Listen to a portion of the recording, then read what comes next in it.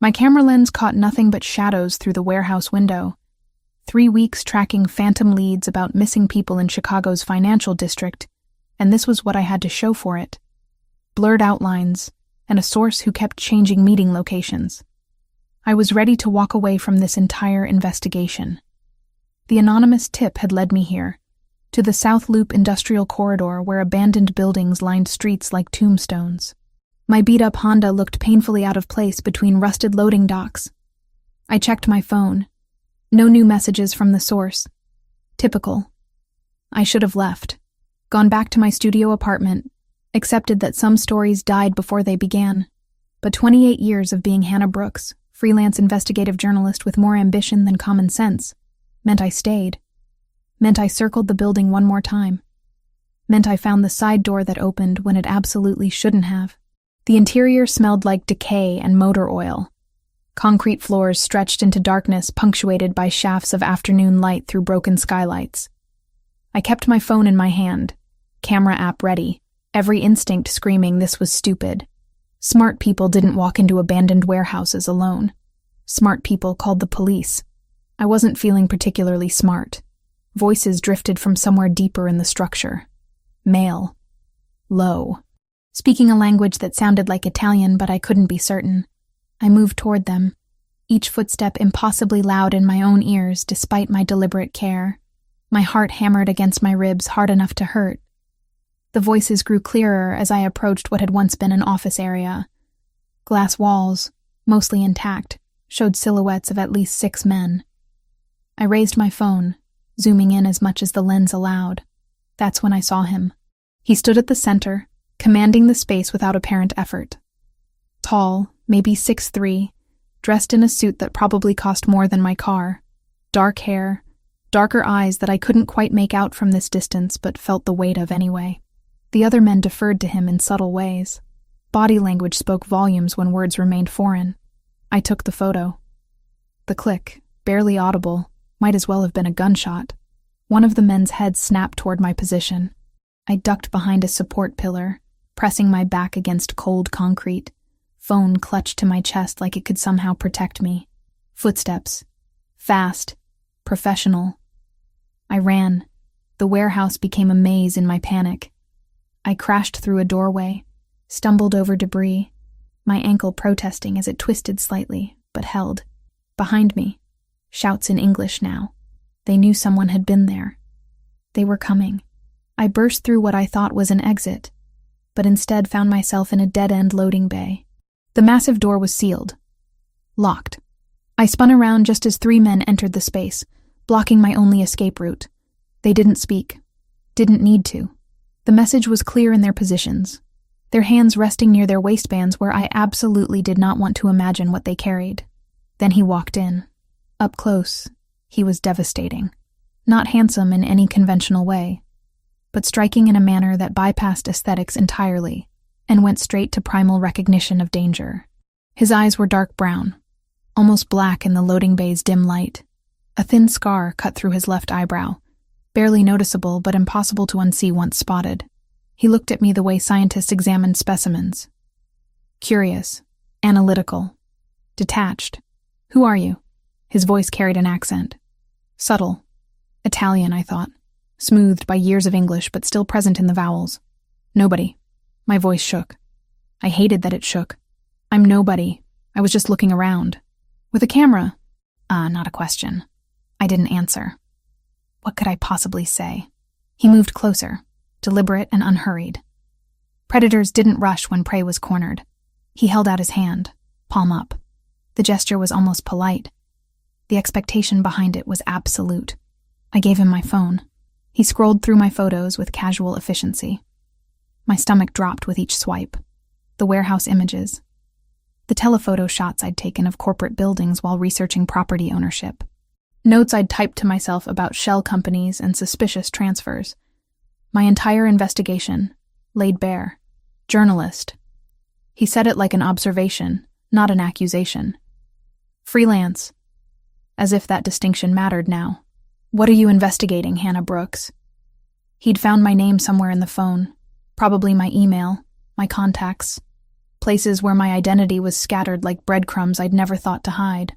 Missing persons. The truth seemed safer than a lie. People disappearing from the financial district. No pattern, no ransom demands. Just gone. Something flickered across his expression. Not quite surprise. More like recognition. "And you thought I was responsible?" he asked. "I don't know who you are. But you're about to." He pocketed my phone. "You've put yourself in a complicated position, Miss Brooks. I'll delete everything. I'll walk away. You'll never see me again." The words tumbled out desperate and raw. No. Simple. Final. "You won't." Fear crystallized into something sharp and cold in my chest. "Are you going to kill me? That would be wasteful."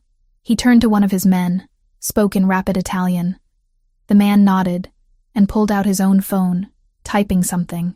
"What are you doing?" I demanded, courage born from sheer terror. "Making arrangements." He looked back at me, and I saw something in those dark eyes that might have been regret, or might have been calculation. I couldn't tell. "You saw too much to simply leave, but you may have stumbled into something that puts you in more danger than you realize." "What does that mean?" "It means, Miss Brooks, that you're coming with me until I determine exactly how much of a problem you are, and for whom. That's kidnapping." "Yes." No apology in his tone. "It is." Two of his men moved toward me. I backed up until I hit the loading bay door. Nowhere left to go. They didn't grab me, didn't touch me, but their presence was a wall I couldn't cross. "My car will be dealt with. People will look for me. Will they?" He tilted his head slightly. "Freelance journalist. No regular employer. How long before anyone notices you're gone, Miss Brooks?" 3 days. A week? He was right. The knowledge of it burned worse than the fear. "Who are you?" I asked again, but differently this time. Not demanding. Pleading. "My name is Luca Moritoni." He said it like I should recognize it. I didn't. "And you are now under my protection, whether you want it or not." "Protection from what?" "From the people you are actually investigating." His expression hardened. "The ones who don't ask questions before they make problems disappear permanently. The ones whose operations your research was very close to exposing." He paused. "You should be more careful about which doors you walk through, Miss Brooks. Some of them don't open back out." A black SUV pulled up to the loading bay door, appearing so quickly it must have been waiting nearby. The door rolled up with mechanical efficiency. Luca gestured toward the vehicle. "After you." I didn't move. "I'm not asking," he said quietly. "But I am being far more civilized about this than you might expect. Don't make me reconsider that approach." I walked to the SUV. Got in. The door closed behind me with a sound like a vault ceiling. Luca slid into the seat beside me, maintaining a careful distance. Professional, clinical. As we drove away from the warehouse, I watched Chicago's familiar streets pass by the tinted windows, each block taking me further from my life and deeper into something I didn't understand. Luca made a phone call in Italian, his tone businesslike and calm. I sat in silence, my mind racing through implications and escapes, and the terrible realization that I'd walked into a trap I hadn't even known existed. And the man beside me, this Luca Moritoni, with his expensive suit and dangerous eyes, held all the cards. "Where are we going?" I finally asked. "Somewhere safe." He ended his call, pocketed his phone. "Lake Forest, about 35 miles north. You'll be comfortable there while we determine what happens next." "And what does happen next?" He looked at me then. Really looked at me, and I saw something in his expression I couldn't name. "That depends entirely on you, Miss Brooks." The SUV continued north, away from everything I knew, toward something I couldn't begin to predict. And despite every logical thought screaming danger, despite knowing I should be terrified beyond reason, what I felt most acutely was a strange, electric awareness of the man sitting 18 inches away. 3 weeks of investigation had led me here, to this moment, to him. I had no idea it was only the beginning. Sunlight woke me, sharp and insistent through windows I didn't recognize. For a moment I lay still, disoriented, cataloging details that didn't match my studio apartment. High ceilings, crown molding, sheets with a thread count I'd never owned. Then memory crashed back. The warehouse, Luca Moritoni, the drive north. I sat up, taking inventory. The bedroom was twice the size of my entire apartment. Cream walls, hardwood floors, furniture that looked antique and probably was. French doors opened onto a private balcony overlooking nothing but trees, their leaves burning with October color. My clothes from yesterday were folded neatly on a chair. Someone had been in here while I slept. The bathroom was marble in excess. I washed my face with cold water, stared at my reflection, and tried to formulate a plan. Run. Except I had no phone, no car, no idea where I was beyond 35 miles north. And I'd seen at least 4 men patrolling last night. The closet held clothes that fit perfectly despite not being mine. Even undergarments in my exact size. That should have been comforting. It was deeply unsettling instead. I dressed and ventured into the hallway. The house unfolded like a museum. Art I suspected was worth more than I'd earn in a lifetime. Sculptures on pedestals. A staircase that curved down to black and white marble. I found him in a study. Floor-to-ceiling bookshelves lined 3 walls, packed with volumes that looked old and valuable. The 4th was windows overlooking manicured gardens. Luca sat behind a massive desk, laptop open, phone to his ear speaking Italian. He saw me but only gestured toward a leather chair. I didn't sit. Standing felt like the only power I had. He ended the call, set down the phone, and looked at me directly. Daylight made him sharper, more defined. The scar through his eyebrow caught the light. You slept well? As if this was a hotel and I was a guest. No. Understandable. He closed the laptop. We need to establish parameters for your stay. My stay. As if I'm visiting. You are here for approximately 3 weeks. He continued as though I hadn't spoken. During that time, you have freedom of movement within the property. The grounds are extensive. You will have access to internet, though monitored. A phone for essential contacts, also monitored. How generous. It is, actually. His voice dropped a degree. Given the alternatives. I crossed my arms. And what happens after 3 weeks? That depends. He stood, poured coffee from a carafe, offered me a cup. I didn't take it. He shrugged and drank it himself. The territorial situation I'm managing needs to resolve. Your investigation needs proper assessment for what you actually uncovered versus what you think you uncovered. I don't understand. Miss Brooks, you've been digging into disappearances connected to criminal activity. You're correct. But the criminals responsible are not my organization. He picked up a folder, handed it to me. You're supposed to be a journalist. Investigate. I took it because curiosity overrode caution. Inside were documents, financial records, shipping manifests, names I didn't recognize, photos of people I'd been tracking, the missing persons from my investigation. Where did you get these? I have resources. He watched me flip pages. Look at the dates, the locations. Notice anything? I did. The disappearances clustered around specific warehouses and ports, all connected to one name appearing repeatedly. 'Ndrangheta operations. Who are they? Italian organized crime. Calabrian, specifically. Expanding into Chicago territory for 2 years. Trafficking. Extortion. Things my organization doesn't touch. Your organization. I looked up. What exactly does it do? We protect our interests. Maintain certain business operations in gray areas. We follow codes. We don't prey on the vulnerable. He straightened. The 'Ndrangheta has no such restrictions. You're saying I was investigating them, not you. I'm saying you stumbled very close to exposing roots that would have gotten you killed. You're not the first journalist they've disappeared. You would have simply been the most recent. The folder felt heavy in my hands. You can't prove this. I can, given time, cooperation. He moved closer, near enough that I had to tilt my head back.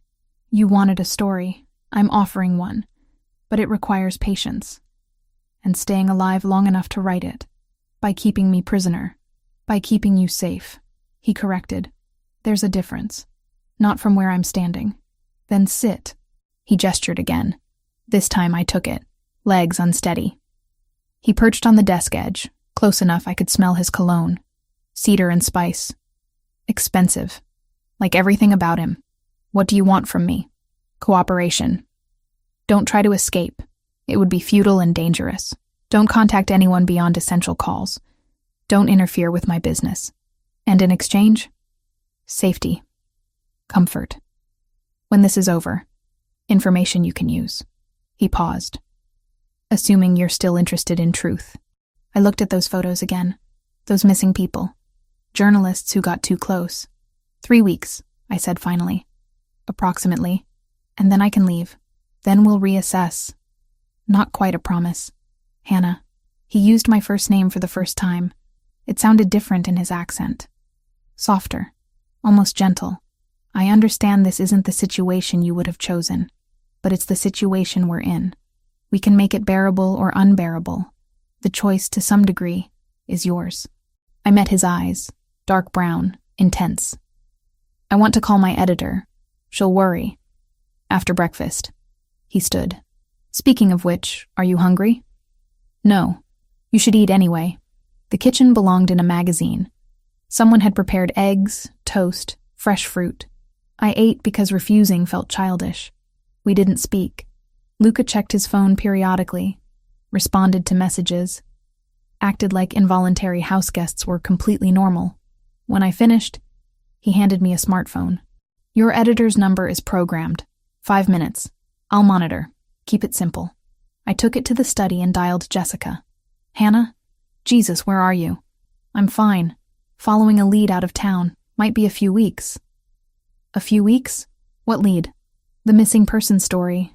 It's bigger than I thought. I'll explain when I can. Hannah. I have to go. I ended the call. Luca appeared in the doorway.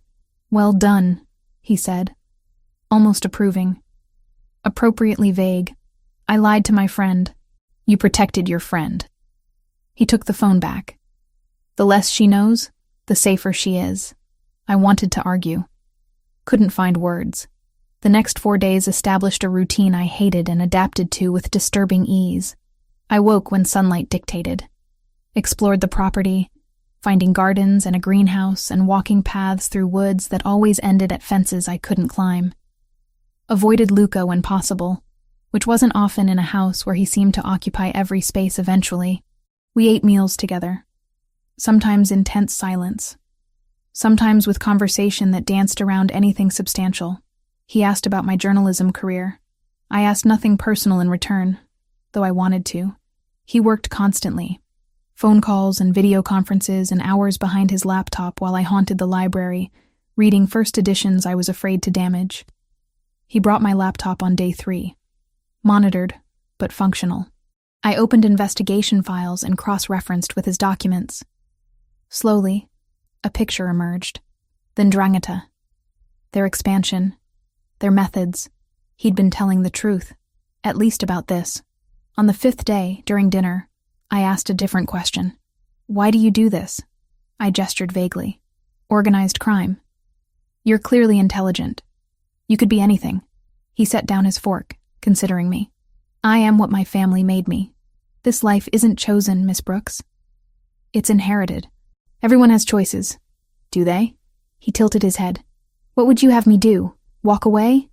Abandon people who depend on me for livelihoods? Protection? I don't know. Neither do I. For the first time, I heard something almost vulnerable in his voice. Almost human beneath the polish. We do what we can with what we're given. The moment passed. He stood, cleared plates himself, rather than calling whoever typically handled such things, and I was left wondering if I'd imagined that flash of something real beneath his carefully maintained surface. 5 days down. 16 more to go. If he was telling the truth about the timeline. I returned to my room that night and stood on the balcony, breathing autumn air that smelled like wood smoke and changing seasons. A journalist investigating a crime. A woman trapped in luxury. A person beginning to see that maybe, just maybe, the world wasn't as clear-cut as I'd always believed. And somewhere in this sprawling house, Luca Moritoni sat in his study, conducting business I didn't understand, existing in shades of gray I'd never been forced to acknowledge before now. 3 weeks suddenly felt like a very long time. A week after my capture, routine had calcified into something almost normal. I woke to birdsong rather than alarms. Spent mornings in the library with coffee that cost more per cup than my monthly utility bill. Afternoons walking grounds that were beautiful and confining in equal measure. Luca and I circled each other like planets in careful orbit, close enough to acknowledge presence, far enough to maintain safety, until the morning I found him in the library at dawn. I'd come down early, unable to sleep, thinking I'd be alone with leather-bound volumes and silence. Instead, he sat in one of the wing-backed chairs near the fireplace, a book open in his lap. He wore jeans and a dark sweater instead of his usual suits. The casualness made him look younger, less like a crime boss, more like a man who read Russian literature before sunrise. "Dostoevsky," I said, recognizing the spine from across the room. He looked up. "You know it? The Brothers Karamazov. Read it in college. Twice." I moved closer despite my instinct to retreat. "Didn't expect you to be a fan of existential crisis and moral philosophy." "Why not?" He marked his page, closed the book. "Because men like me aren't supposed to think about suffering and redemption." I didn't say that. You thought it. No accusation in his tone, just observation. "Sit, since we're both awake and avoiding sleep." I should have left. Instead, I sat in the chair opposite his. The fire had burned down to embers. Outside, November darkness pressed against windows. "Can't sleep?" I asked. "Rarely can." He set the book aside. "Hazard of the profession. Always waiting for the call that changes everything. Sounds exhausting." It is. He studied me with that analytical gaze I'd come to recognize. "What's your excuse? Comfortable bed, safe house, no immediate danger." "Maybe that's the problem," I said before I could stop myself. "Too comfortable. Too safe. I keep waiting for the other shoe to drop." "Smart." He leaned back, firelight catching the scar through his eyebrow. "Never trust comfort. It makes you soft."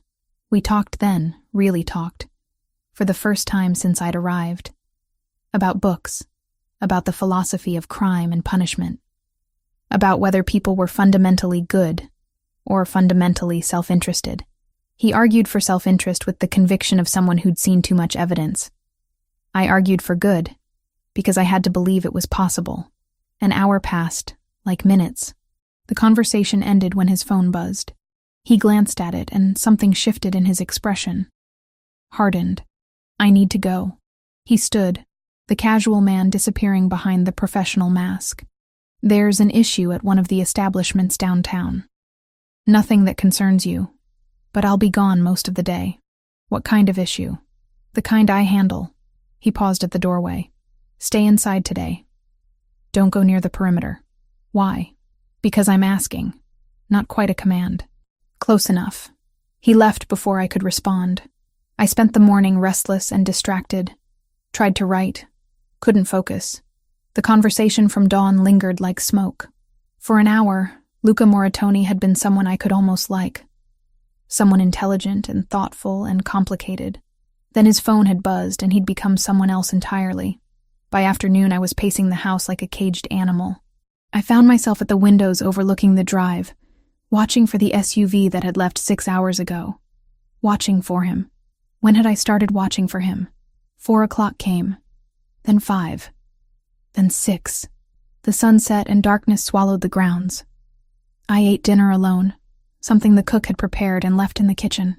The silence felt heavier without him. 7 o'clock. 8. My anxiety shifted from annoyance to something closer to concern. What kind of issue took this long? What kind of business required 12 hours? The kind you don't want to think about. My brain supplied helpfully. At 9:30, headlights finally swept up the drive. I was in the study, pretending to read, when I heard the front door open. Heard voices in Italian. Heard footsteps coming down the hall. Luca appeared in the doorway and my breath caught. His suit jacket was gone. His white shirt had a tear at the shoulder and what looked like blood on the collar. Not a lot. Enough. His knuckles were raw and split, but he was walking. Talking. Alive. "You're hurt," I said, standing before I realized I'd moved. "It's nothing. That's not nothing." I gestured at his shirt. What happened? Nothing that concerns you. The same words from this morning, but with an edge now. Exhaustion. Pain. Something else I couldn't identify. Sit down. I crossed to him. Let me at least look at it. Hannah, sit down. I used my journalist voice. The one that got people to talk when they didn't want to. Unless you want to call a doctor, in which case I'm sure that would be very convenient for your evening. He almost smiled. Almost. Then he moved to the leather couch and sat, wincing slightly. I knelt in front of him, reaching for the buttons of his shirt before I thought better of it. May I? He nodded. I unbuttoned the shirt carefully. The blood on the collar had come from a cut near his collarbone. Not deep, but messy. The kind that bled a lot but wasn't dangerous. His shoulder had bruising already blooming purple and black. First aid kit? I asked. Bathroom down the hall. I found it, returned, and set about cleaning the cut. He didn't flinch when I pressed antiseptic to broken skin. Didn't make a sound.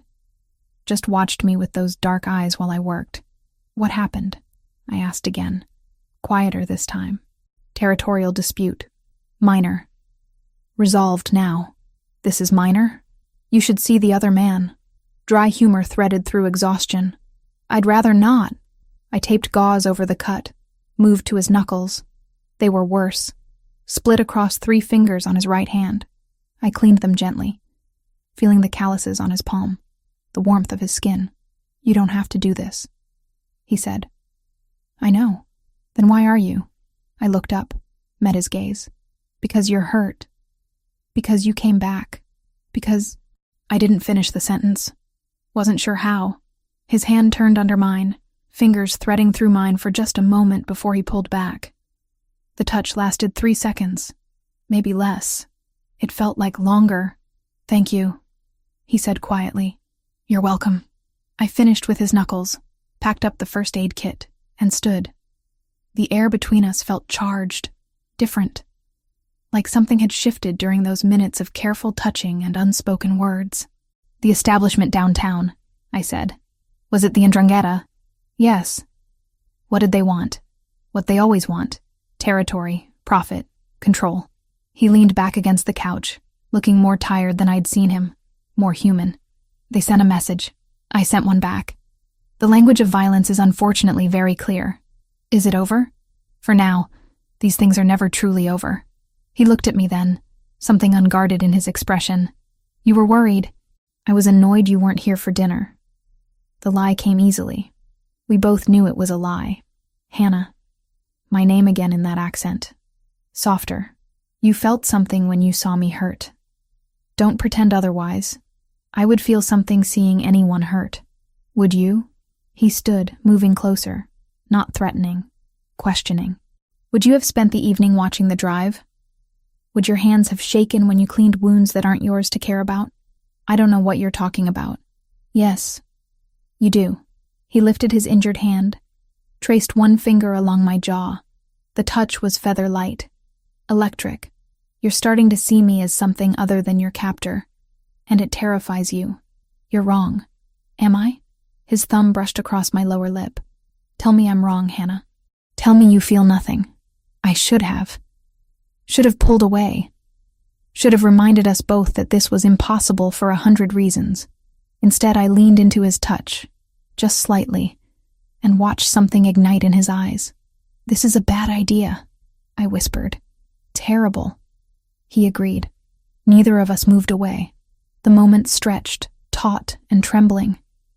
I could feel my pulse in my throat, could see his chest rise and fall with carefully controlled breathing. We stood at the edge of something that would change everything. His phone rang. The spell broke. He stepped back, pulled out the phone, glanced at the screen. I need to take this. His voice had gone professional again. Cool. Controlled. Like the past 2 minutes hadn't happened. Of course. I retreated to the doorway. Get some rest. You look like you need it. Hannah. I stopped but didn't turn around. It's not wrong, he said quietly. What you're feeling. Neither is being afraid of it. I didn't respond. Couldn't. Just walked back to my room and stood in the dark, replaying the moment his finger had traced my jaw. The moment I'd leaned in instead of away. 7 days into 3 weeks, and I'd just crossed a line I couldn't uncross. Outside, autumn wind rattled the windows. Somewhere in the house, Luca spoke in Italian to someone about business I didn't understand.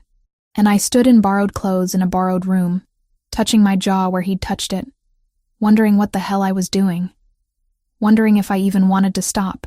2 days passed in careful avoidance. I stayed in my room longer than necessary, took meals at odd hours, found excuses to be anywhere Luca wasn't. If he noticed, he didn't comment. But I felt his gaze tracking me when our paths crossed. On the 3rd day, winter arrived. I woke to find the world beyond my windows transformed. Snow blanketed the grounds in white silence. I was in the library when the power flickered. Once, twice, then died completely. The silence was absolute. No hum of heating, no electronic buzz, just snow against windows and my breathing. Footsteps in the hallway. Then Luca appeared, phone in hand, flashlight casting shadows across his face. "Lines are down," he said. "Storm took out infrastructure. Could be hours before power returns. What about the generator? Should have kicked in." He frowned. "I'll check it. Stay here." He built a fire efficiently. Within minutes, flames crackled and warmth spread through the room. "Don't let it die," he said. "Temperature's already dropping. I know how to maintain a fire." "Do you?" The corner of his mouth quirked. "Journalist from Chicago." "When exactly did you learn wilderness survival?" "College boyfriend had a cabin." I crossed my arms. "You'd be surprised what I'm capable of." "No." He held my gaze. "I wouldn't." The air shifted. Charged. Like 3 nights ago when his thumb had traced my lip. His phone buzzed. "I need to check the generator. Lock the door behind me." He left before I could argue. I fed the fire, paced, tried to read by firelight. 30 minutes became an hour, then 2. Outside, snow fell heavier. When the door burst open, I jumped. But it was Luca, covered in snow, shaking. Blood ran down his arm from a gash near his shoulder. "What happened?" I crossed the room. "Generators sabotaged. Someone cut the fuel line." He grimaced. "Rigged a blade trap. Amateur work, but effective. You need stitches.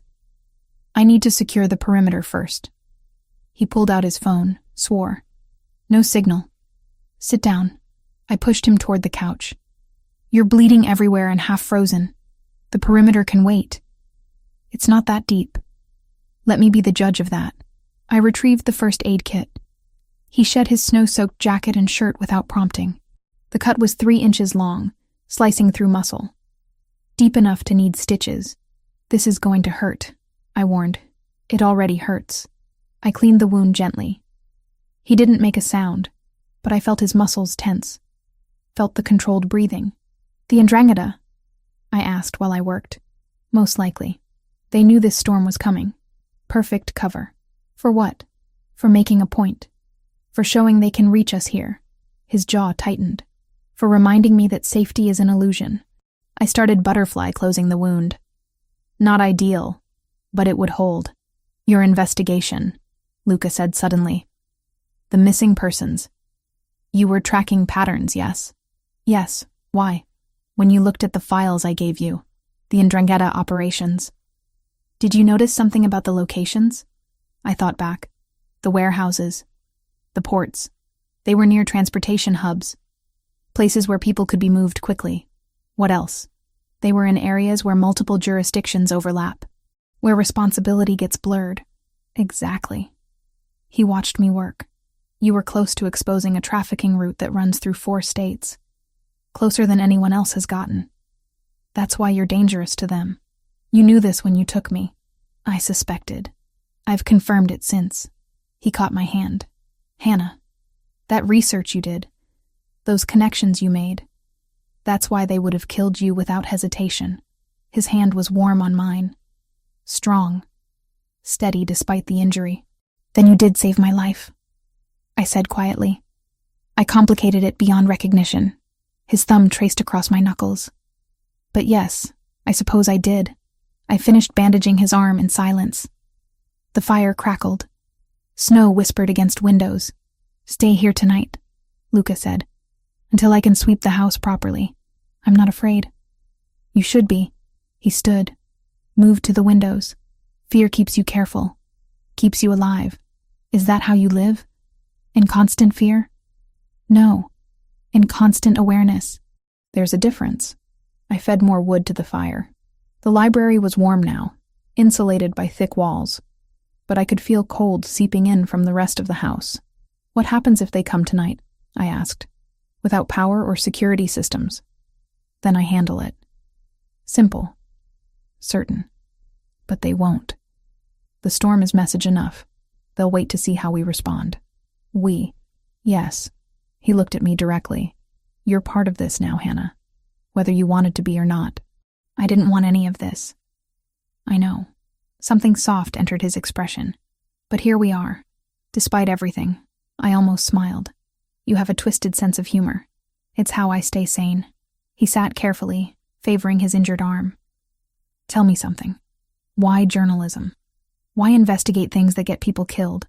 I sat opposite him. The fire cast dancing shadows. Because someone has to. Because the people who disappear deserve to be remembered. Because silence is complicity. Even when truth is dangerous? Especially then. He studied me for a long moment. You remind me of someone. My brother, Gabriel. He believed in absolutes too, right and wrong. Justice and injustice. Past tense.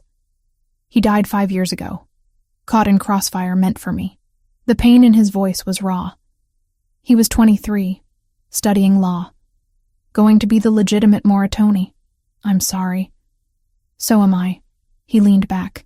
He would have liked you. Would have argued philosophy with you for hours. What was he like? And Luca talked. Really talked. About Gabriel. About growing up in a family where violence was currency. About the brother who'd wanted different and died for it. About carrying that weight every day since. I listened. Asked questions. Saw pieces of him I hadn't glimpsed before. The grief. The guilt. The walls that kept people out. Hours passed. The fire burned low. I added more wood. Snow continued falling.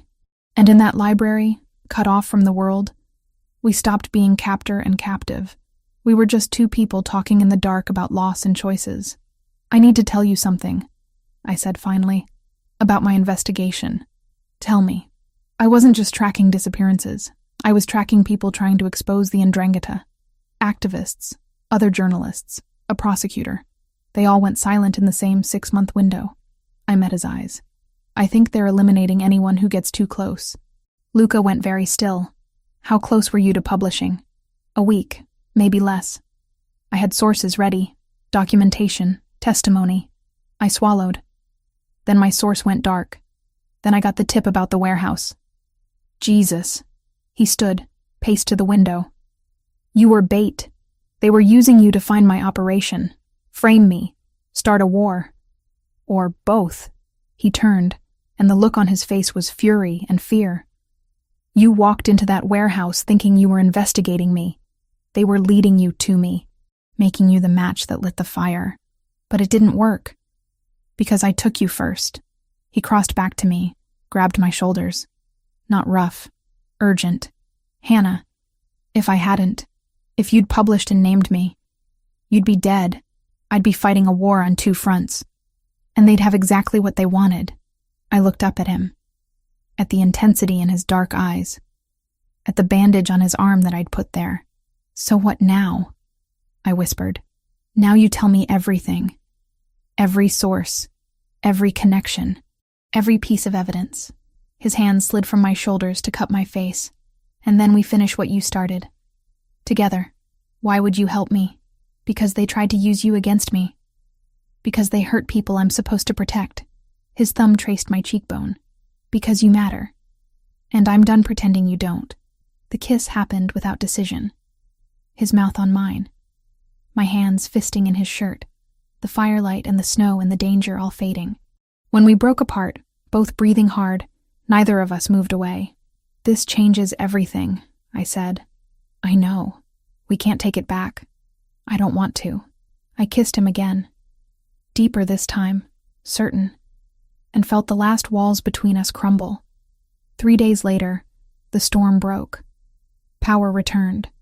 Life resumed its careful rhythm. But everything had shifted. We'd crossed the line. There was no going back now. Only forward. Together. Into whatever came next. 3 weeks since the warehouse. The timeline Luca had promised initially. But everything had changed. I sat in his study while he worked through intelligence reports. We'd fallen into this pattern over the past week. Him handling business. Me cross-referencing my investigation files with information his network provided. Working together in comfortable silence. My laptop screen showed a map covered in pins. Red for disappearances. Blue for Ndrangheta operations. Yellow for suspected trafficking routes. The pattern was undeniable now. Comprehensive. Damning. Look at this. I turned the screen toward him. 3 activists went missing within 2 weeks of filing FOIA requests about port inspections. A journalist disappeared 4 days after publishing an expose on labor trafficking. A prosecutor vanished the night before a grand jury hearing. Luca studied the screen, his expression darkening. They're not just moving people. They're eliminating threats systematically. And I was next on that list. You still are. He met my eyes. The difference is now they know I'm involved. That you're under my protection. Is that what I am? Under your protection? Among other things. The corner of his mouth quirked, but his eyes remained serious. Hannah, we need to talk about what happens next. My stomach tightened. What do you mean? I mean the original timeline is up. The territorial situation with the Ndrangheta has escalated, not resolved. And you, he stood, moved around the desk to lean against it in front of me. You're not my prisoner anymore. Haven't been for a while now. I'd known this conversation was coming, had felt it approaching like a storm. So, what am I? That's what we need to determine. He reached out, tucked a strand of hair behind my ear. The gesture was tender, careful. I could arrange safe passage back to Chicago. Security. New identity if necessary. You'd be protected but free. But the Ndrangheta would still be looking for you. Still be operating. Still be disappearing people. His thumb traced along my jaw. And I would spend every moment wondering if my protection was enough. If you were safe. If they'd found a way past my safeguards. You're saying I'd be safer here. I'm saying...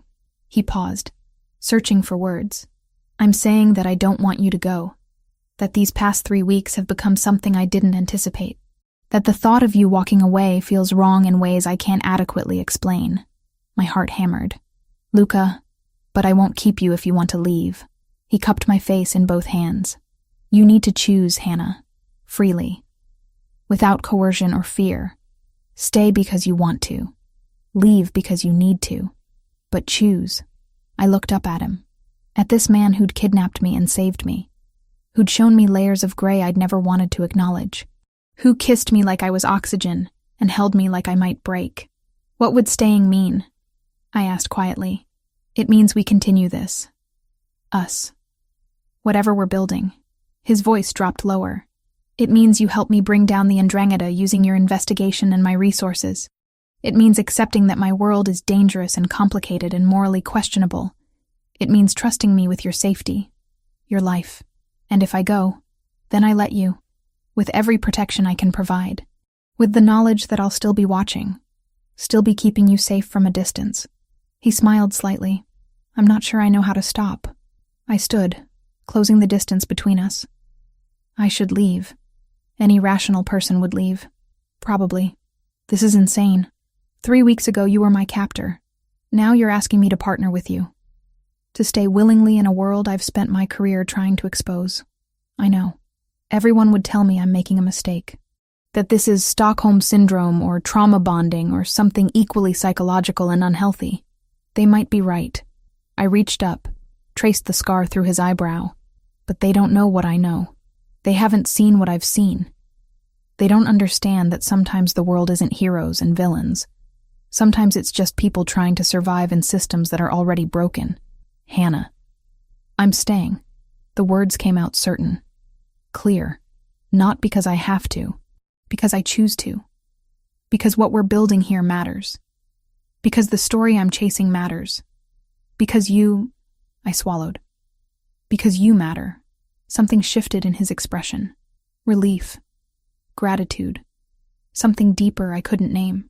He kissed me then, slow and thorough, and full of promise. No regrets? He asked against my mouth. Ask me again when this is over. Deal. We worked through the afternoon, building a strategy. My investigative skills combined with his intelligence network created a picture more complete than either could have assembled alone. By evening, we had targets, names, locations. Adrian Greco, Luca said, pointing to a photo on his laptop. He's the one orchestrating the trafficking routes. Mid-level in the Ndrangheta hierarchy, but ambitious. Wants to expand territory, and doesn't care who gets hurt in the process. He's the one who's been escalating tensions with you. Yes. And the one who likely marked you as a target when you got too close to his operation. I studied the photo. Greco was maybe 40, well-dressed, ordinary-looking. The kind of man who'd disappear into a crowd, except for his eyes. Cold, calculating. How do we stop him? Carefully. Luca pulled up more files. He's protected, supported by the larger organization. Going after him directly would start a war we can't win. But exposing his operation, cutting off his roots, making him a liability to his own people, that we can do, using my investigation. Using your investigation combined with evidence I can provide. Things I've gathered over months of watching them encroach on my territory. And then what? I publish? We go to the authorities? Both. He looked at me directly. But it has to be airtight. One chance. If we miss, if they have warning, they'll scatter. Disappear. Rebuild elsewhere. And they'll come for you with everything they have. The weight of it settled over me. This wasn't just journalism anymore. This was war. Strategic and dangerous and potentially deadly. I'm scared, I admitted. Good. Fear keeps you careful. He pulled me close. But you're not alone in this. Not anymore. We spent the next 3 days in intensive preparation. I wrote, documented, built the narrative structure. Luca provided evidence, photographs, financial records, testimony from sources he'd cultivated. Together we created something powerful, undeniable. On the 4th day, his phone rang at dawn. I watched his expression change as he listened. Harden, darken. When? He asked. Silence. How many? More silence. Keep everyone inside, I'm coming. He ended the call, already moving toward the door. What happened? I stood, following. Greco made his move.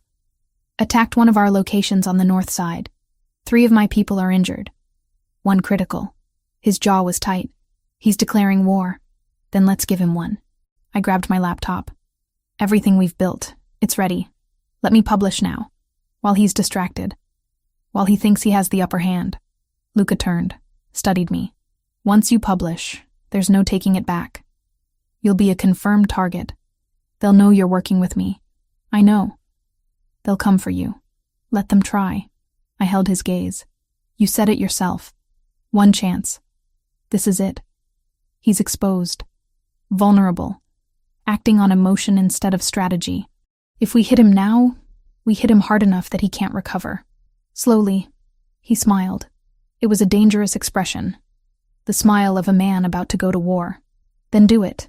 Publish everything. I'll make sure it gets to the right authorities simultaneously. By the time Greco realizes what's happening, it'll be too late. I opened my laptop. My fingers flew across the keyboard. Subject line. Confirmed. Ndrangheta trafficking network operating in 4 states. I attached everything. Every document. Every photo. Every carefully constructed connection. I sent it to Jessica first, then to 3 national news outlets, then to the FBI field office, then to the state attorney's office. 14 emails, 14 bombs, sent simultaneously. It's done, I said. Luca looked at his phone as notifications started flooding in. His contacts, his network, all receiving the same information through different channels. It's done, he agreed. Outside, dawn broke over Lake Forest. Inside, we'd just declared war on an organization that made people disappear, that trafficked human beings, that killed anyone who got too close. I should have been terrified. Instead, I felt certainty, purpose, like every choice in my life had led to this moment. Luca's phone rang again. He answered, listened, and smiled. Greco just got arrested. FBI raid on his location based on evidence received this morning. They found exactly what we said they'd find. And his operation? Raids across 4 states. Coordinated. Simultaneous. He looked at me with something like awe. You did it. We did it. Is it over? This phase is. He pulled me close. But the 'Ndrangheta doesn't forgive, doesn't forget. They'll regroup, rebuild, come at us differently.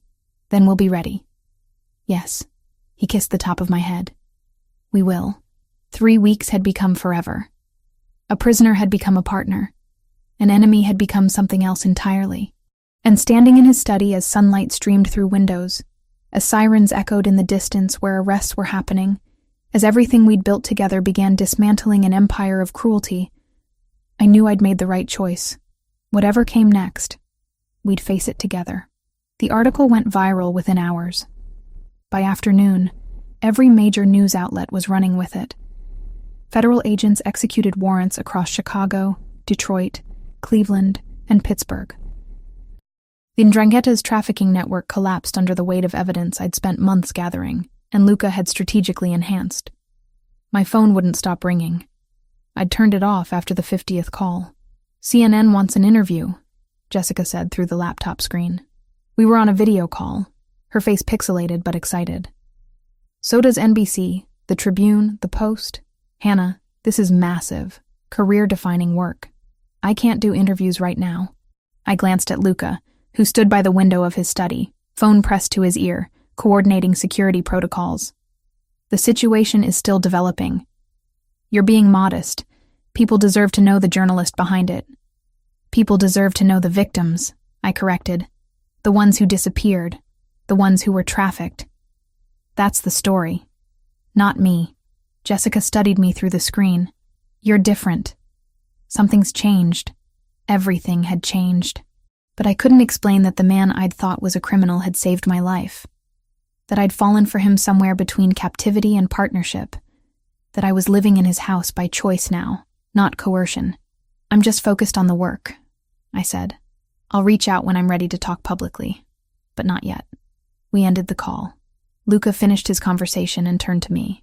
Security is doubled. Triple-checked everyone on staff. No one enters or leaves without clearance. He moved to his desk, pulled up surveillance feeds on his laptop. Greco might be arrested, but his people are still operational. They'll be looking for revenge. How long until we know if they're coming? We already know they're coming. He met my eyes. The question is when and how. 5 weeks passed. 5 weeks of heightened security and careful routine. 5 weeks of me establishing myself as a legitimate journalist, working from a remote location. I published follow-up pieces on corruption in port authorities, on victims rescued during the raids, on systemic failures that had allowed trafficking to flourish unchecked, gave carefully controlled interviews via video, built my reputation on the story that had started with me walking into that warehouse. Luca and I fell into a rhythm. Mornings working separately, afternoons comparing notes, evenings that blurred from professional to personal without clear boundaries. We didn't define what we were, didn't need to. It was enough to exist in this strange, liminal space between worlds. 2 weeks after Greco's arrest, federal prosecutors indicted him on 47 counts. Trafficking, racketeering, murder. The evidence was overwhelming. My investigation combined with testimony Luca had quietly arranged through his network created an airtight case. They're offering him a deal, Luca said one morning, reading something on his phone. Cooperation in exchange for reduced sentence. Will he take it? If he's smart. He set the phone down. But pride makes people stupid, and Greco has always had too much pride. 3 days later, we got our answer. Greco refused the deal, demanded trial, proclaimed his innocence loudly to anyone who would listen. He's gambling, I said, reading the news coverage, hoping the organization will protect him. Get him lawyers. Apply pressure. They won't. Luca's voice was certain. He became a liability the moment he got arrested. The 'Ndrangheta doesn't protect liabilities. They eliminate them. You think they'll kill him? Eventually. But first they'll focus on the source of their exposure. They'll focus on us. I should have been terrified. Instead, I felt strangely calm, prepared. We'd been planning for this since the moment I hit send on that first email. The attempt came on a Tuesday morning in early December. I was in the library, researching a follow-up piece about corruption in port authorities, when the alarms went off. Not the house alarm. Something different. Deeper. More urgent. Luca appeared in the doorway within seconds. Basement, now. What's happening? 3 vehicles approaching. Unknown. Moving fast. He had a gun in his hand. I'd seen him armed before, but never with that particular expression. Focused. Ready. Hannah. Basement. Don't argue. I didn't argue. Ran for the stairs he indicated. He followed. Entered a code on a keypad I'd never noticed. A door opened to reveal stairs leading down. The basement wasn't a basement. It was a safe room. Reinforced walls. Monitors showing every angle of the property. Weapons locked in a cabinet. Enough supplies to wait out a siege. Stay here. He moved to the monitors, studying the feeds. Security team is engaging. 3 vehicles, approximately 9 hostiles. They're not subtle. Professional? Professional enough. He touched his earpiece, spoke rapidly in Italian. On the monitors, I could see SUVs blocking the drive. Men in tactical gear moving with purpose toward the house. Gunfire crackled through the speakers. Luca's security team engaging from defensive positions. The hostiles returned fire, advancing despite resistance. They're committed, Luca said quietly. This isn't a warning. It's an assault. What do? We wait. My people are trained for this. The house is fortified. Unless they brought explosives, they're not getting in. As if in response, one of the monitors flared white. Explosion. The front entrance. Or they brought explosives, Luca said. His hand moved to the weapon cabinet, opened it, handed me a gun. Do you know how to use this? Point and shoot? Safety here. Aim center mass. Don't hesitate. He checked his own weapon with practiced efficiency. They're not coming down here. But if they do, if somehow they get past everything else, you shoot anyone who isn't me. Luca, promise me. I promise. He moved back to the monitors. On screen, hostiles breached the entrance. Smoke obscured the footage. His security team engaged, holding them in the entryway. But there were too many. Too determined. Luca spoke into his earpiece. Commands in Italian. On screen, 2 of his men fell back, regrouped. Created a defensive line between the hostiles and the interior of the house. 10 minutes of chaos. Gunfire. Shouting. The monitors showing violence I'd only ever seen in movies. Men fell on both sides. The hostiles pushed deeper into the house. Then sirens. Distant, but approaching. Police, I said. Better. Luca smiled slightly. Federal agents. I called them the moment the alarms went off. On screen, the hostiles heard the sirens too. Began retreating. Fell back toward their vehicles. His security team pressed the advantage, driving them out. By the time law enforcement arrived, the assault was over. 5 hostiles dead. 3 captured attempting to flee. 4 of Luca's security team injured. None fatally. We emerged from the basement to controlled chaos. Federal agents securing the scene. Paramedics treating wounded. Evidence teams photographing everything. Agent Morrison approached. Mr. Muratoni. Miss Brooks. Interesting morning. That's one word for it, I said. We'll need statements from both of you. He looked around the damaged entryway. Though I think we can piece together what happened. Retaliation for your exposé, Miss Brooks. And Drangheta sending a message. They sent it, Luca said. My people received it, and returned it with interest. We gave statements, answered questions, watched as agents hauled away the 3 surviving hostiles. By evening, the scene was cleared. The house was silent again except for repair crews working on the damaged entrance. I stood in the library, looking at the windows, realizing how close we'd come, how easily it could have ended differently. Luca found me there. You're shaking, he said gently. Adrenaline wearing off. Come here. He pulled me close. I buried my face against his chest, finally allowing myself to feel the fear I'd been suppressing. They could have killed us, I whispered, but they didn't. We were ready. We survived. Is this my life now? Constant threat? Armed security? Panic rooms? He pulled back to look at me. I won't lie to you. This world, my world, comes with dangers. You knew that when you chose to stay. But Hannah, you exposed an entire trafficking network. You saved lives. That has consequences. Would have had consequences even without me. He was right. The moment I'd started investigating the 'Ndrangheta, I'd put myself in their crosshairs. Being with Luca had complicated things. But it hadn't created the danger. It had just changed how we faced it. I don't regret staying, I said. Even after this morning? Especially after this morning. I looked up at him. Because when everything went to hell, you protected me. Because your people fought for us. Because we're building something here that matters. He kissed me then. Soft and careful. Like I was something precious. 2 weeks later, the 3 captured hostiles made deals. Testified against the 'Ndrangheta leadership in exchange for reduced sentences. Their testimony, combined with my published investigation and the evidence seized in raids, dismantled the organization's Chicago operations entirely. Greco went to trial, was convicted on all counts, sentenced to life without parole, and slowly, carefully, the immediate danger receded.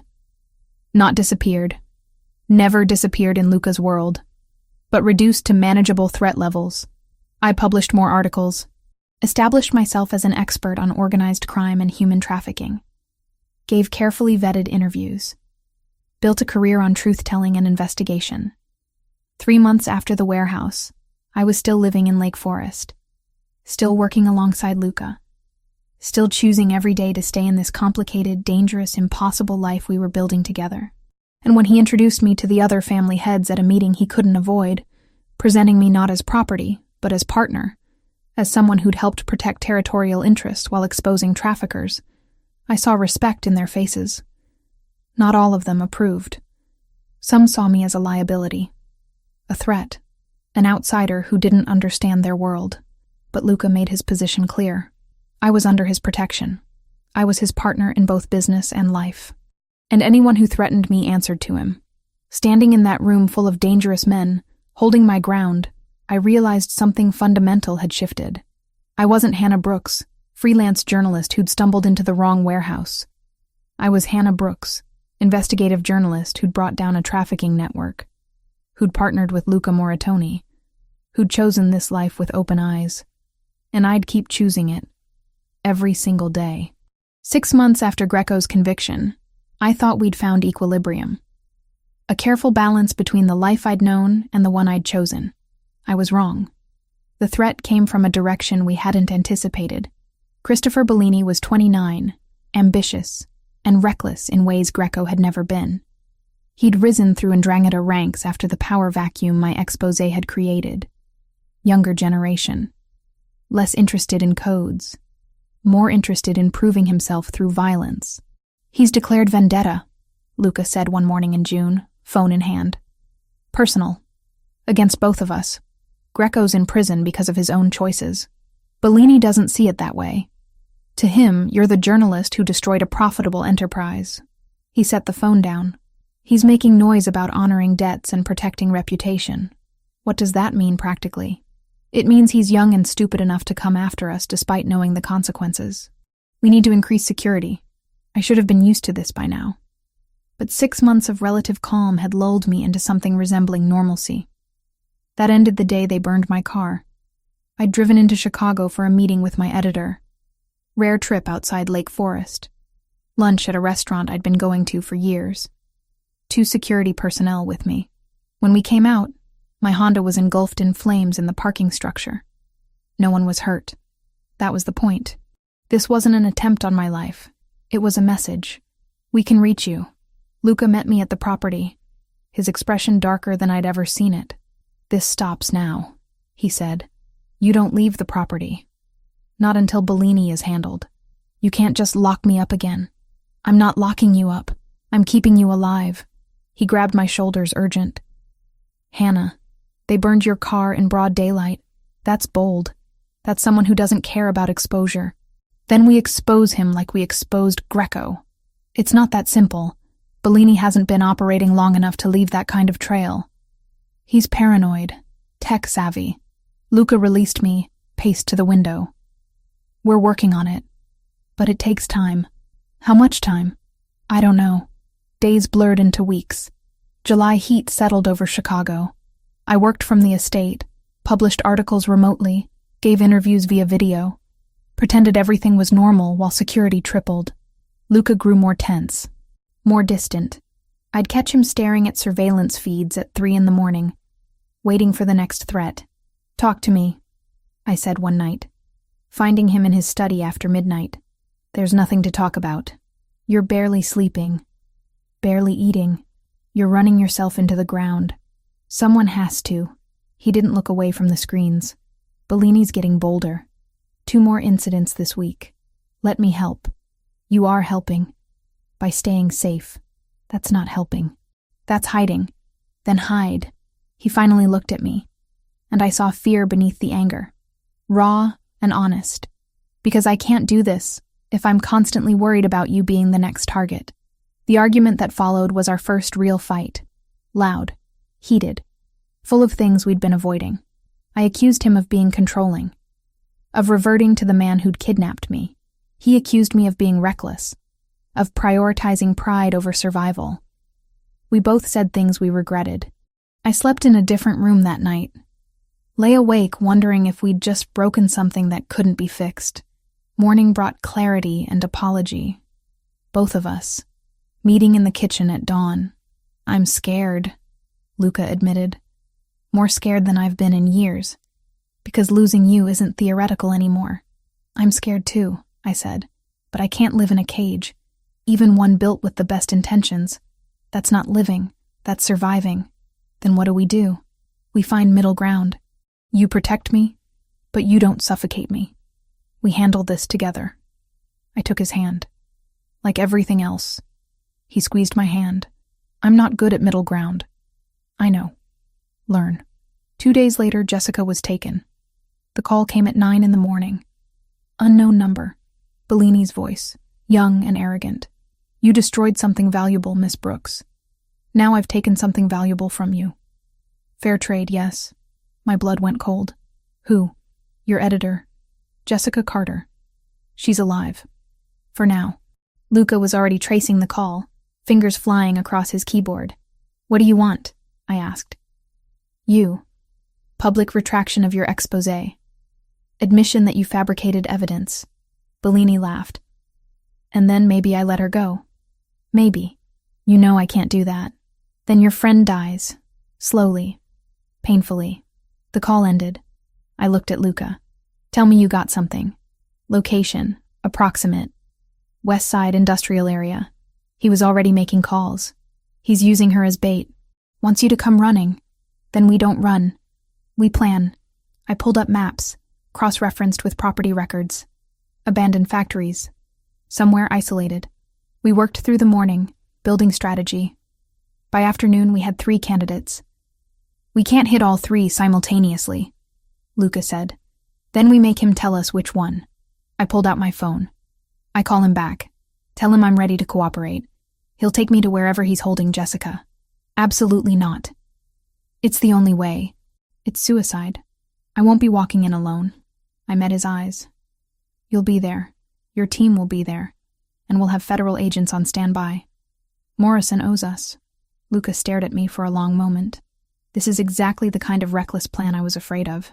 Good thing I learned from the best. I held up my phone. "Do we call him, or do we let Jessica die?" He swore. In Italian. Then nodded.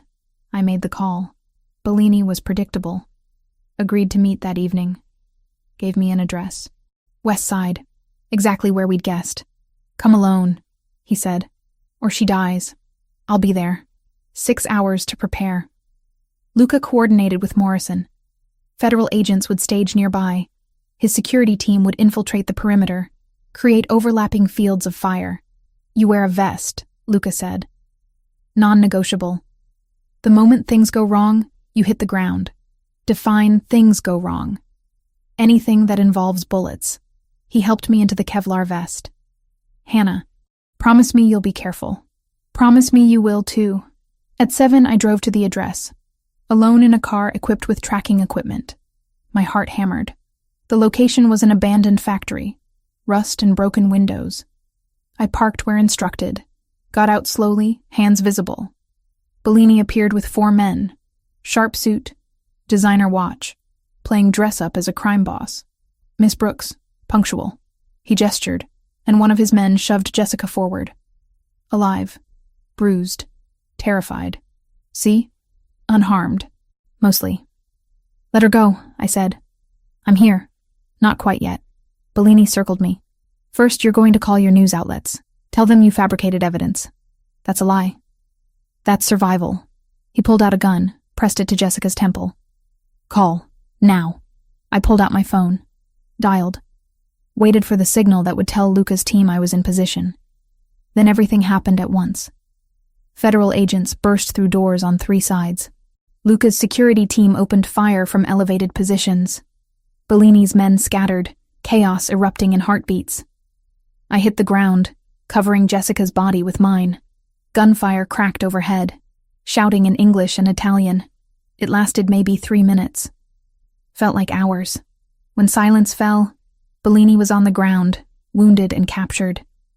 His men were dead or surrendering. Jessica was safe. Luca appeared beside me, pulled me up, checked me over with hands that shook. Never again, he said. We are never doing anything like this again. Agreed, I said. Then kissed him. Hard, grateful, alive. Bellini was arrested, charged with kidnapping, attempted murder, racketeering. He'd be joining Greco in prison, but the aftermath was complicated. Jessica knew now. Understood who Luca was, what I'd become. You're with him, she said the next day. Not a question. He's organized crime. It's more complicated than that. Is it?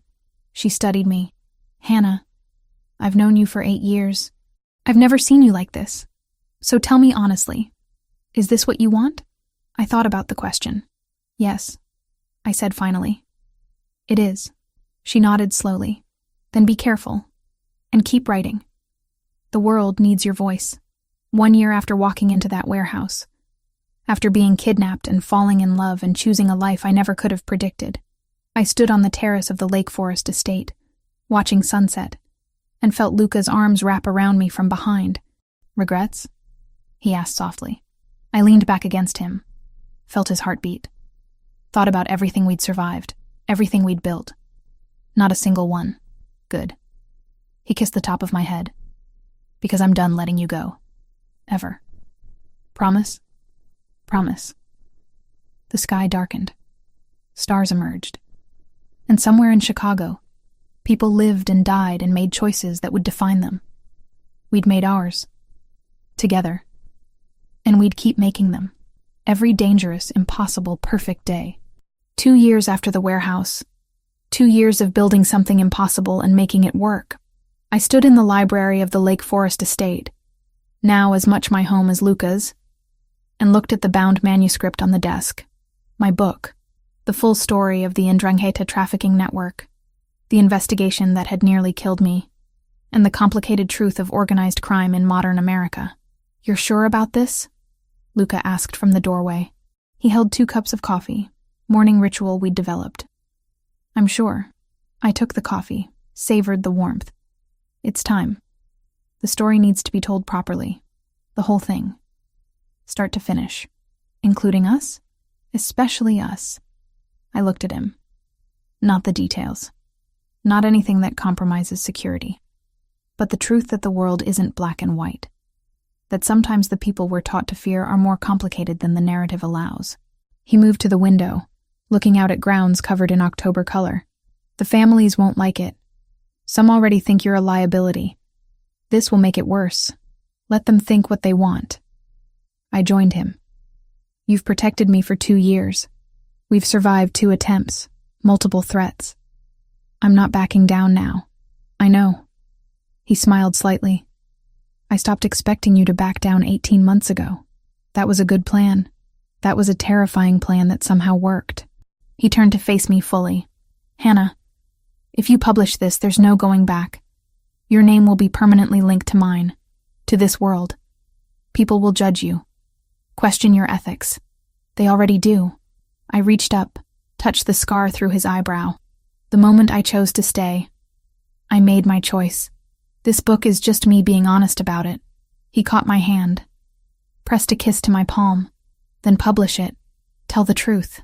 The book released 6 months later, in April. The response was immediate and polarizing. Some praised it as groundbreaking investigative journalism that humanized complex criminal networks without excusing their actions. Others condemned it as propaganda from a compromised journalist. I did interviews, defended my work, explained that understanding wasn't condoning. Jessica stood by me. So did other journalists who recognized the integrity in it. But others wrote op-eds, questioning my credibility. My relationship with Luca Moritoni. "They're calling you my captive who developed Stockholm Syndrome," Luca said one evening, reading his phone. "Let them." I closed my laptop. "Anyone who actually reads the book will see that's not what happened. You're taking this better than I expected, because I know the truth. We know the truth." I moved to sit on the edge of his desk. "I walked into your life by accident. I stayed by choice. Everything after that was us figuring out how to build something real." He pulled me closer, hands settling on my hips. 2 years. Sometimes it feels like yesterday. Sometimes like forever. "Both," I agreed. "It's both." His phone rang. He glanced at it, expression shifting. "It's Marco, from the council. Marco Rinaldi, head of one of the 5 families that formed the alliance Luca worked within. Older generation, traditional, not a fan of mine." "Answer it," I said. Luca did, putting it on speaker. "Marco, Luca, we need to talk. About the journalist. About her book. I'm aware of the book. I read it before publication. Then you know she's made us all targets. Exposed operations. Named names. She exposed the Ndrangheta. Not us. There's a distinction. The authorities don't care about distinctions. This brings heat we don't need." Marco's voice was hard. "The council wants to meet. Discuss this situation. Discuss her." I felt Luca tense. "What exactly are you suggesting?" "We're suggesting that having a journalist in your home, writing about our business, is a problem that needs addressing. She's under my protection. That hasn't changed. Then perhaps your protection needs to be reconsidered." The threat was clear. Not against Luca directly. Against me. Against his position if he continued defending me. "Marco," Luca's voice dropped to something dangerous. "I've built relationships, expanded territories, and handled threats that benefited all of us for 5 years. I've earned my seat at your table. And I'm telling you now, clearly, that Hannah Brooks is not negotiable. She's mine to protect. And if the council has a problem with that, they can bring it to me directly." Silence. Then a sigh. "You're willing to risk everything for her?" "Yes." Another pause.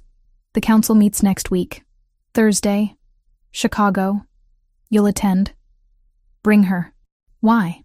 "Because if she's going to be part of your life, part of our world by proxy, then we need to see what we're dealing with. Need to understand if she's an asset or a liability." Luca looked at me.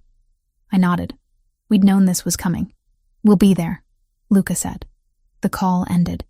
"You don't have to do this," Luca said immediately. "I can attend alone." "No." I slid off the desk, paced to the window. "Running doesn't solve anything. They want to meet me? Fine. Let them see that I'm not some naive journalist. I know exactly what your world is. And I'm still here. They'll question you, challenge you, try to find weaknesses. Good." I turned back. "Because I've faced federal agents, rival criminal organizations, and attempted murders. I can handle a meeting with some old men who don't like that their world is changing." He almost smiled. "Some old men who could have us both killed. But they won't, because you've made yourself valuable. And because killing a journalist who just published a major book would bring exactly the attention they're trying to avoid. You've been paying attention. I've been living here for 2 years. I've learned how this works." Thursday came cold and clear. We drove into Chicago, security team in 2 additional vehicles. The meeting location was a restaurant in Little Italy, closed for the afternoon. 5 men waited inside. Marco Rinaldi, Anthony Caruso, Vincent DeLuca, Joseph Colombo, Samuel Morrison. They studied me as we entered, assessing. "Gentlemen," Luca said, "thank you for agreeing to meet."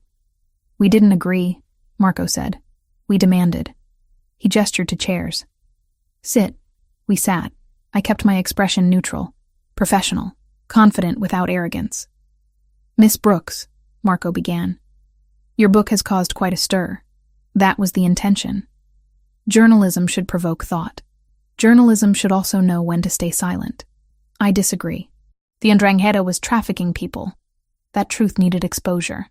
And in exposing them, you cast attention on all of us. I made people look at a specific organization engaged in specific crimes. I was careful to distinguish between groups." Vincent DeLuca leaned forward. "You live with Luca Moratoni. You're in a relationship with him. How are we supposed to believe you're objective? I never claimed objectivity. I claimed truth. And the truth is that organized crime is more complicated than most people understand. That doesn't make it right, but it does mean we need to look at it honestly."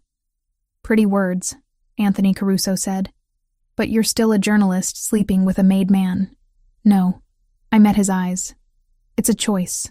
I know who Luca is, what he does.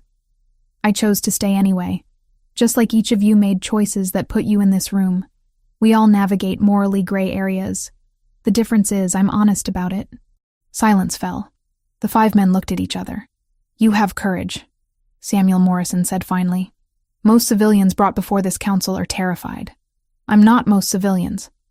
And I'm not here to be judged. I'm here as a courtesy." I leaned forward slightly. "You don't control me. You don't dictate what I write. I will continue investigating, continue publishing. The only question is whether you're wise enough to see that as an asset rather than a threat." "An asset?" Marco's eyebrows rose. "Explain." "I have credibility in mainstream journalism. I have contacts in federal law enforcement. I have access to information flows most of you can't touch without raising suspicion." I kept my voice steady. "And I have a vested interest in protecting Luca, which means protecting this alliance's stability. I can be a valuable resource, or you can treat me as an enemy and lose that opportunity." More silence. Then Joseph Colombo laughed. "She's got balls." Marco studied me, then looked at Luca. "You're sure about her?" "Completely. And you understand that if she becomes a problem, you're responsible?" "I understand. And I accept that responsibility." Marco nodded slowly. "Then for now, she stays. Under your protection. Under your accountability. But Miss Brooks," he turned back to me, "understand this. We've survived by being careful. By knowing when to trust and when to eliminate threats.